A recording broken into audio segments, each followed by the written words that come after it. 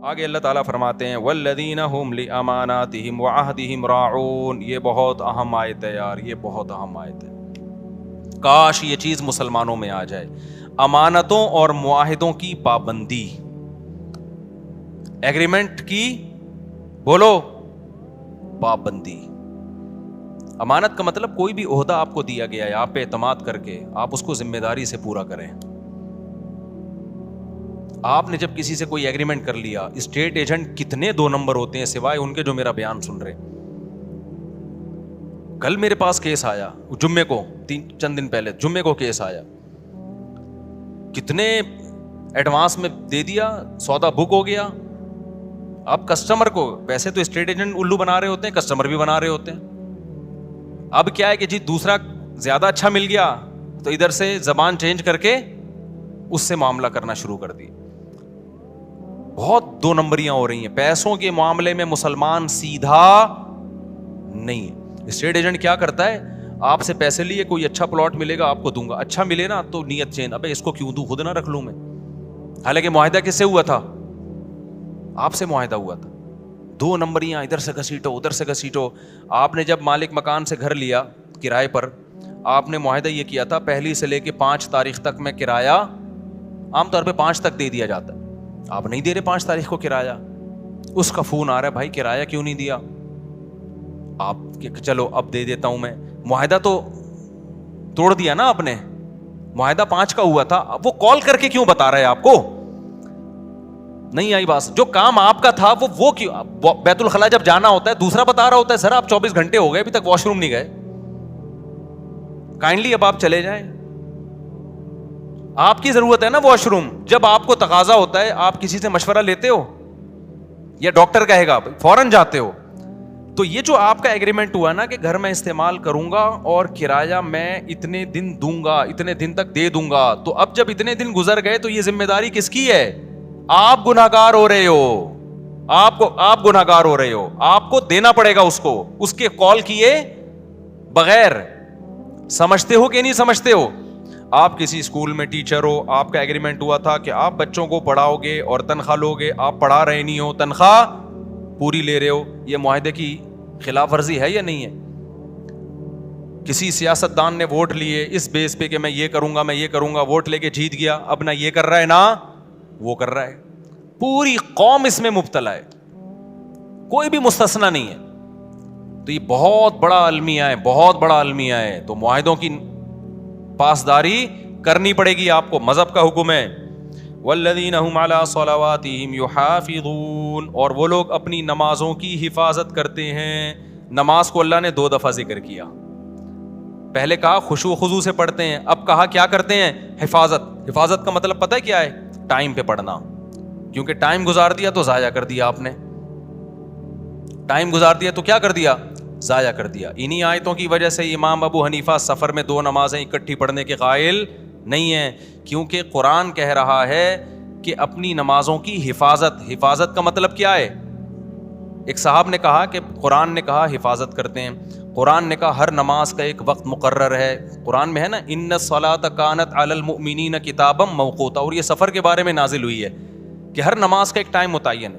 انہوں نے کہا جب قرآن میں آتا ہے ہر نماز کا ایک ٹائم متعین ہے, تو ہمیں حدیث سے پتہ چلتا ہے کہ سفر میں 2 نمازوں کا ایک ہی ٹائم ہے. حالانکہ ایسا ہے نہیں. حدیث جبریل سے پتہ چلتا ہے کہ ہر نماز کا ٹائم کیا ہے, ہر نماز کا ایک متعین ٹائم ہے. حدیث جبریل سے پتہ چلتا ہے ظہر یہاں تک, عصر یہاں تک, عصر سے مغرب کا ٹائم, پھر مغرب سے عشاء. حدیث جبریل مشہور حدیث ہے, اس سے پتہ چلتا ہے. اور جو سفر میں آتا ہے نا حدیث میں 2 نمازیں اکٹھی پڑھی ہیں, اکثر لوگ ہم پہ طنز کرتے ہیں کہ جب نبی نے فرمایا 2 نمازیں اکٹھی پڑھی ہیں تو آپ کیوں نہیں پڑھتے. بھائی بخاری مسلم کی حدیث ہے کہ نبی نے بغیر سفر کے بھی 2 نمازیں اکٹھی پڑھی ہیں, تو جو اس کا مطلب ہے وہ اس کا بھی وہی مطلب ہے, ان حدیثوں کا بھی. اور اس کا مطلب کیا ہے, علامہ شوکانی جو ہے غیر مقلد عالم تھے, انہوں نے لکھا ہے کہ اس کا مطلب ہے 2 نمازیں اکٹھی ایسے پڑھی ہے کہ ہر نماز اپنے وقت پہ پڑھی ہے. ایک کو مؤخر کیا ظہر کو, اور جب ظہر کا وقت ختم ہوا تو فوراً عصر پڑھ لی, یعنی عصر اپنے وقت پہ پڑھی, ظہر اپنے وقت پہ پڑھی. تو جو مطلب اس حدیث کا ہے نا جس میں آتا ہے نبی نے بغیر کسی عذر بارش کے 2 نمازیں اکٹھی پڑھی ہیں, ہم کہتے ہیں یہی سفر کا بھی یہی مطلب ہے. اس سے تمام قرآن اور تمام احادیث میں کیا ہو جاتا ہے, تطبیق ہو جاتی ہے آرام سے, سوائے حج کے. حج تو خلاف قیاس ہے. تو یہ جو آج کل اتنا زیادہ رواج ہو گیا ہے نبی کے, بھائی جاؤ, جب بھی لوگ جاتے ہیں سفر میں, بعض تو گھر میں ہی پڑھ لیتے ہیں اکٹھی. تو کوئی کسی فقہ کو فالو کر رہا ہے, ہمیں اس پہ اعتراض نہیں ہے, لیکن آپ یہ کہنا کہ ہمیں قرآن و حدیث کا پتہ ہے اور احناف کو قرآن و حدیث کا نہیں پتا, یہ آپ کبھی بیٹھو تو ہم بتائیں کہ اللہ کا شکر ہے ہمیں جتنا پتا ہے شاید آپ سے زیادہ ہی پتا ہو, آپ سے کم پتا نہیں ہے. تو یہ آخری بات, یہ چونکہ موضوع چل گیا ہے تو بس 1 منٹ میں اس بحث کو سمیٹتا ہوں. دیکھو قرآن مجید متواتر ہے, اس کا ایک ایک لفظ من جانب اللہ ہے, اس میں ایک حرف میں بھی تحریف نہیں ہوئی ہے.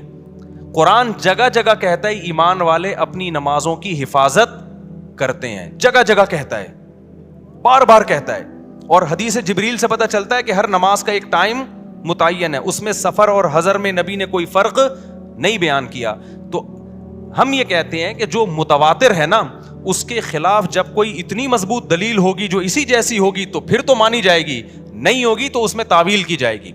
تو قرآن کے مقابلے میں جو احادیث ہیں جن میں آتا ہے کہ 2 نمازیں اکٹھی پڑھی جائیں, ان کے بارے میں خوب سمجھ لو, یا تو وہ واضح نہیں ہے کہ اکٹھی کا مطلب کیا ہے, قضا کر کے پڑھی ہے یا قضا کیے بغیر پڑھی ہے, وہ واضح نہیں ہے. بلکہ صحیح حدیث سے پتہ چلتا ہے کہ اس طرح پڑھی ہے کہ ظہر کو عصر کے قریب اور عصر کو مقدم, یہ صحیح حدیث سے ہی پتہ چلتا ہے. میں انشاءاللہ اس پہ پورے حوالوں کے ساتھ ایک کلپ ریکارڈ کرواؤں گا, ابھی تو میں اس بیان کے لیے بیٹھا نہیں ہوں یہاں پہ. تو وہ احادیث جن میں آتا ہے 2 نمازیں اکٹھی پڑھی ہیں وہ واضح نہیں ہے, اور جو واضح ہیں وہ صحیح نہیں ہے, ان کی سند پہ کلام ہے. بات آ رہی ہے سمجھ میں؟ کوئی ایک ایسی حدیث نہیں ہے جس میں آتا ہو کہ نبی نے ظہر کو باقاعدہ قضا کر کے عصر کے وقت میں پڑھا ہے.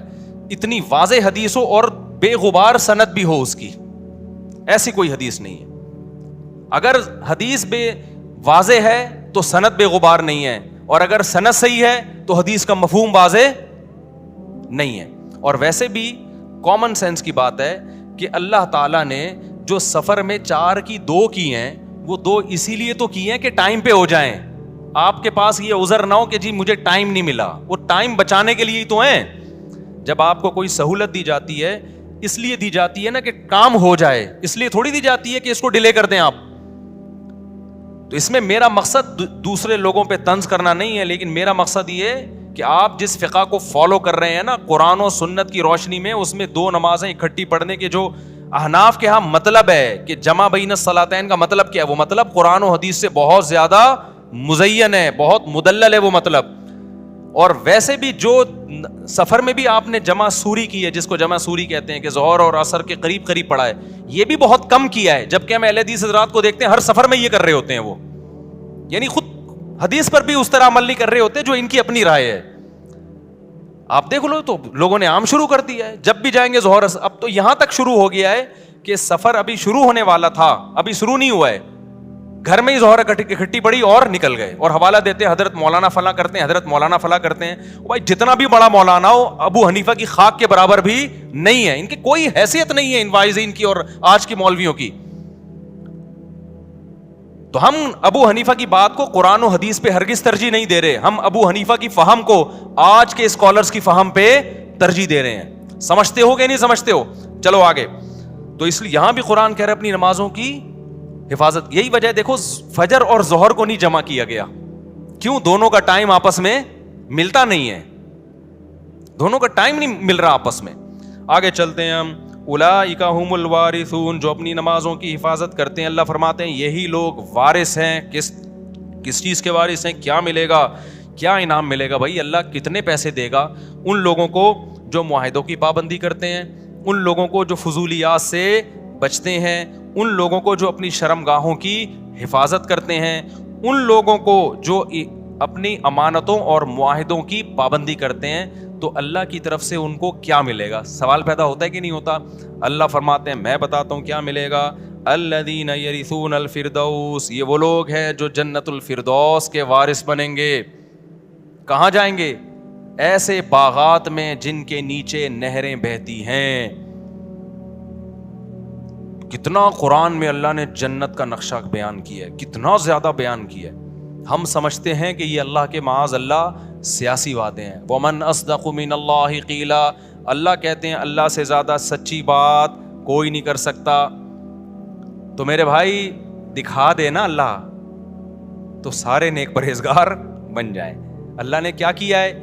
چھپا دیا ہے. تو چھپا ہوا ہے, اس لیے ہم جیسے لوگ مارکیٹ میں گھوم رہے ہیں.